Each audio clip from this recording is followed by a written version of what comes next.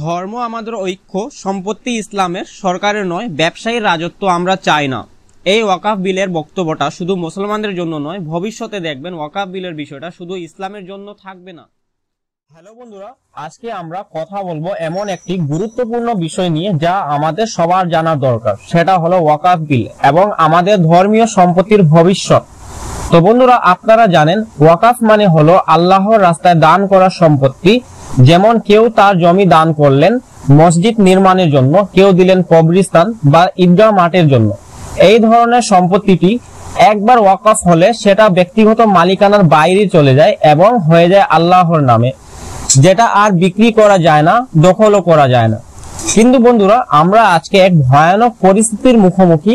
ভারতে নতুন করে ওয়াকাফ আইন নিয়ে অনেক আলোচনা চলছে, যেটা ওয়াকাফ সম্পত্তি সরকারের নিয়ন্ত্রণে চলে যেতে পারে, অথবা ভবিষ্যতে এই ওয়াকাফ সম্পত্তির ব্যবহারে পরিবর্তন করা হতে পারে। বন্ধুরা, ধরুন আপনার দাদু একটি জমি দান করেছেন গ্রামের মসজিদের জন্য। সেই জমিতে এখন মানুষ নমাজ পড়ে, বাচ্চারা পড়াশোনা করে, সেখানে বসে রমজান মাসে ইফতার করা হয়। এখন যদি এই জমির মালিকানা কে নিয়ন্ত্রণ করবে তা নিয়ে আইন করে সরকার, তাহলে তো বিপদ। আমরা কিভাবে নিশ্চিত হব যে এই জমি মসজিদের, ঈদগাহ বা কবরস্থানের জন্যই থাকবে? তো বন্ধুরা, আমাদের দায়িত্ব হলো এই দান করা সম্পত্তি রক্ষা করা। ওয়াকাফ সম্পত্তিটি আল্লাহর নামে দান, এটা কারোর ব্যক্তিগত সম্পত্তি না, এটা সরকার বা প্রশাসনের জিনিস না। আমরা যদি আজ চুপ করে থাকি তাহলে আগামী প্রজন্ম হয়তো মসজিদ, কবরস্থান, ঈদগাহ কিছুই পাবে না এবং নতুন করে তৈরিও করতে পারবে না। তো এখনো সময় আছে সবাই একসাথে বলার, ধর্ম আমাদের ঐক্য, সম্পত্তি ইসলামের, সরকারের নয়, ব্যবসায়ীর রাজত্ব আমরা মোটেও চাই না।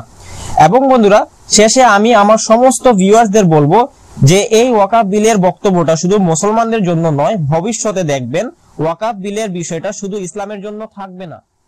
এইটা এক ভয়ানক চক্রান্ত, যার মাধ্যমে সরকার মানুষের দানকৃত ধর্মীয় সম্পত্তিগুলোকে ধাপে ধাপে ব্যবসায়ীদের হাতে তুলে দেবে। এই ভিডিওটি প্রতিটা ধর্ম, হিন্দু, মুসলিম, খ্রিস্টান, শিখ, ইসাই সবার জন্য। আমাদের ধর্মীয় বিশ্বাস, আমাদের দান আর আমাদের ভবিষ্যৎ, এই সব কিছু নিয়ে বিজেপি সরকারের তৈরি এই আইন। তাই বন্ধুরা, এখন এইটা ইসলামের সম্পত্তির জন্য আইন হলেও পরবর্তীতে বিজেপি সরকার সমস্ত ধর্মীয় জমিগুলির উপরে হস্তক্ষেপ করতে থাকবে, কারণ এই সরকার চায় এই জমিগুলোকে নিজেদের ব্যবসায়ী বন্ধুদের হাতে তুলে দিতে। আমার সমস্ত ভিউয়ারদের উদ্দেশ্য বলা, এই আইন শুধু মুসলমানদের কবরস্থান বা মসজিদের জমির জন্য না। আগামী দিনে এরা হিন্দু ভাই বোনদের মন্দিরের জমি, গির্জার জমি, ধর্মশালা এসব কিছু টার্গেট করবে, কারণ লক্ষ্য একটাই, মানুষের ধর্মীয় দানকৃতি জমিগুলোকে ব্যবসায়ীদের হাতে তুলে দেওয়া। এই বিজেপি সরকার ধর্মের নামে ভাগাভাগি করে আর দেশের জমি, খনিজ সম্পদ সব তুলে দেয় বড় বড় ব্যবসায়ীদের হাতে। তাই বন্ধুরা, এখনো সময় আছে একসাথে দাঁড়ানোর।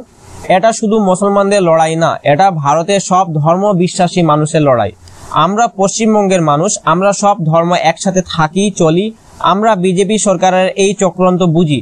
তারা চায় ধর্মের নামে মানুষকে ভাগ করতে, কখনো মন্দির মসজিদ নিয়ে, কখনো হিজাব বা কুরবানি নিয়ে, কখনো কাশ্মীর বা CAA নিয়ে। তাই আমরা সবাই জানি যে সরকার মানুষকে ভাগ করে সে কখনো দেশের উপকারে আসে না, দেশের উপকার করে না। তাই বন্ধুরা, আমরা যদি আজ চুপ করে থাকি তাহলে আগামী প্রজন্ম আমাদেরকে ক্ষমা করবে না। আজকের ওয়াকাফ জমি আগামীকালে মন্দিরের, গির্জার সম্পত্তি, আর পরশুদিন আমাদের বাড়ি ঘর সবকিছু চলে যাবে কয়েক ব্যবসায়ী মানুষের হাতে।